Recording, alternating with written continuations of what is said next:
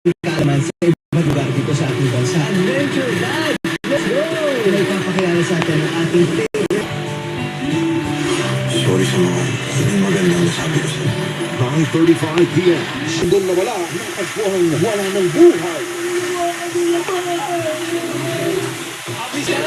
sa napakaraming weapons ni Zaur, hindi ka alam paano una kang gagamitin. Sa player para si Adrian. Family Feud, 5:35 p.m. Gusto ko ng eksaktong kagaya mo. Gusto ko ng ganung lalaki. May kapalit ang mga plano ni Kate. Para sa akin, mas exciting. Seryoso ka ba, ha? Ang buhok na to, kanina to. The sweetest, the food. Mga kapuso, summer just got more exciting. Para sa Antipolo City Daytime Festival Grand Parade ngayong May 2. Abang-abang dahil Patigil Parade ang cast ng Born to Shine. 4 p.m. from Sumunod Highway to Imanes Center, Antipolo City. Tuloy-tuloy ang saya with your beloved sparkle artists. Sa Kapuso Spotlight, 7 p.m. sa Imanes Center, Antipolo City. O pagpapahuli ka pa ba? See you there! Gawing ganado ang kainan with a delicious taste of tan. With real fruit extracts, vitamin C, D, and zinc. And a taste that kids love. Oh, let's get refreshingly real with tan. Gusto ko lang malaman niya na na-appreciate ko lahat ng ginawa niya. Kahit malayo siya noon, na-feel ko pa rin yung alaga niya sa mga balik. Kay drama fanatic ka rin ba tulad ni Irish? Kaya ako makatapos ng isang buong season ng isang araw. Ito ang Tukboki. Really? Worry no more. Dahil may isang Pinay sa Isabela na gumawa ng ready-to-cook na Tukboki.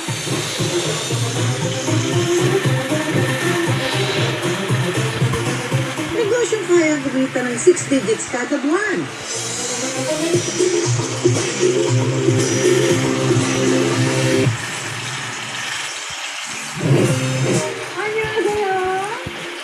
Welcome back sa ating show. Samahan niya ako ng magluto ng tukboki. Gusto mo? Ang nag naman! Ay, nahihirapan ako mag-Korean. Saka, sino ba yung magdadab? Ang dami pa lang ingredients ito, no? Eh, parang hindi ko naman ito kakayanin sa dami niya. Wala bang easy way o madaling paraan para lutuin ito yung tukboki na ito? Monology yun. Ay, Korean na kayo? Hindi, Filipino. Akala ko naman, Korean na ka. Dami mo namang ingredients dyan mo. Ito lang kailangan. Kumain na to, makakagawa ko ng tukboki dito sa dalawa na to. Yes, tubig na lang utang ko sa iyo. Tubig na lang ang kailangan mo dito. 6 components. May kasama ng tteokbokki sauce, milk cheese, fish cake, rice cake, mozzarella cheese, sesame. Pagod dami diba? 6 components. Teka muna, mahilig ka ba dyan? Hindi, actually hindi ako kumakain ng pagkain ko. Naging business yan. Eh, sabi nila, believe in your product. Kaya naman nila sinabi, eat your product. Ang galing ba? Aminado hindi mahilig sa Korean food si Guada. Pero sinubukan daw niya itong lutuin noon para sa kanyang pamilya at ipinost online. So, nung pandemic, I looked up the recipe online. Tapos, pinost ko lang po sa isang social media platform. Kala ng iba, nagbebenta ako. Eh, syempre pandemic noon, wala akong trabaho, wala akong mapagkukuhanan ng pang-araw-araw namin. Naisipan ko na rin siyang ibenta. Sa simpleng post, nagsimula ang ideya ng pagnenegosyo ni Guada. Hindi mo talaga masasabi na ready ka na eh.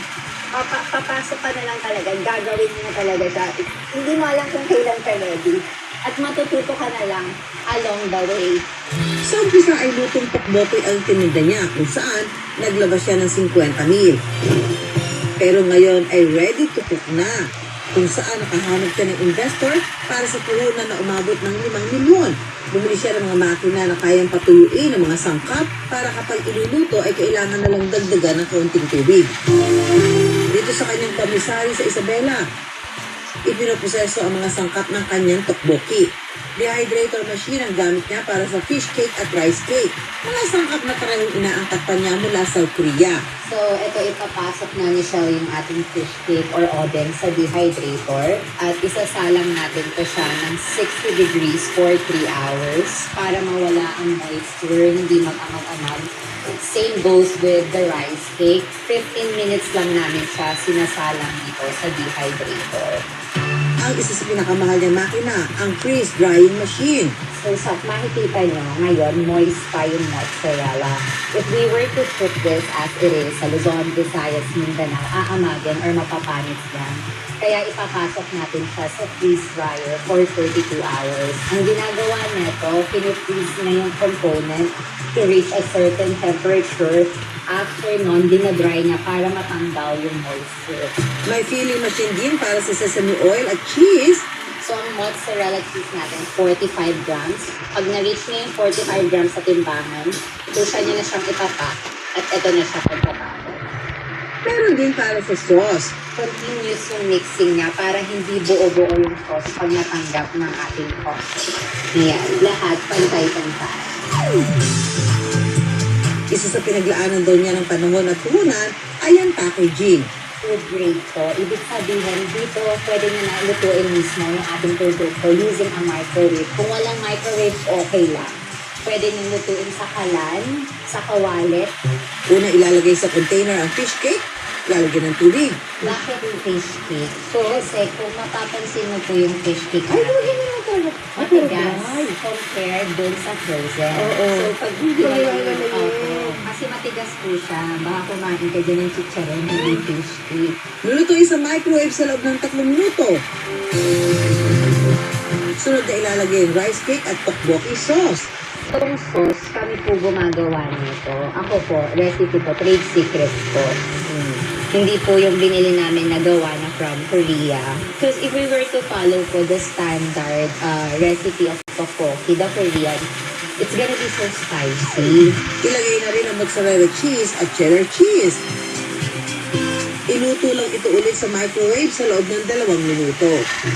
Ayan, ready na siya, ma'am. Papakainin kita. Kinaya naman today. O, diba?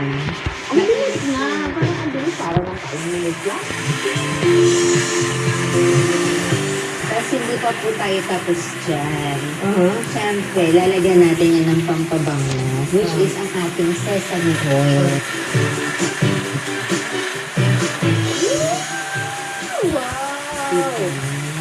A lot of good. Yan po ang aming selling point. So if you were to buy instant of coffee, comparing to what's currently available in the market, what they have is a cheese powder. Cheese powder? Sa amin, totoong mozzarella. Oo nga.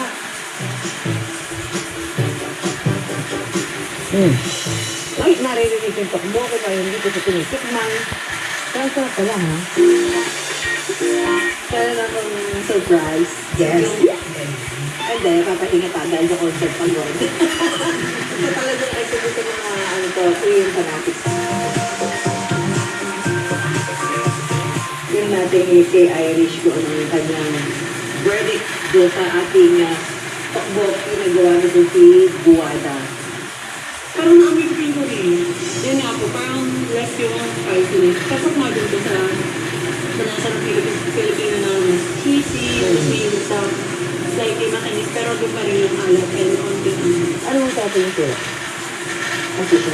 Masito. Masito. Online mabibili ang produkto ni Buwada mula Luzon, Visayas, Mindanao at maging sa Dubai at Amerika.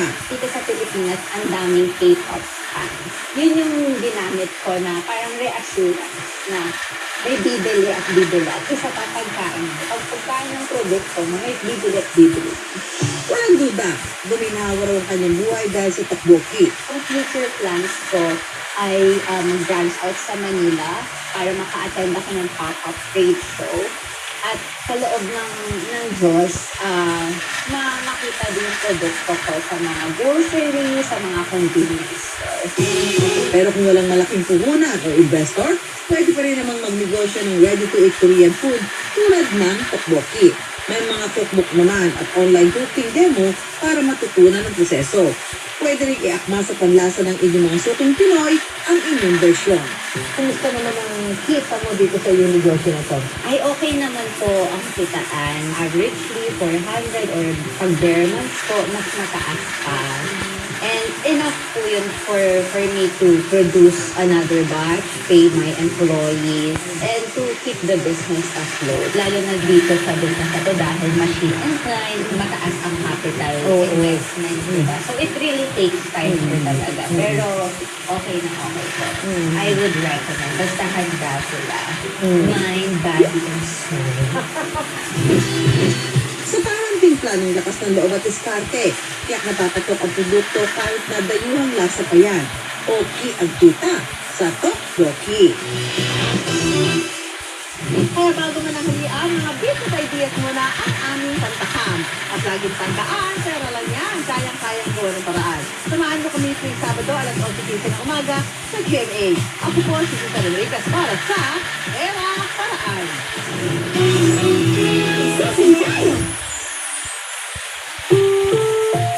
Ang susunod na programa ay rated PG. Patnubay at gabay ng magulang ay kailangan sa mga batang manonood. Young people, sama-sama tayong bumangon ng may saya at maging tulay ng pag-asa. It's showtime! Aba na Primo!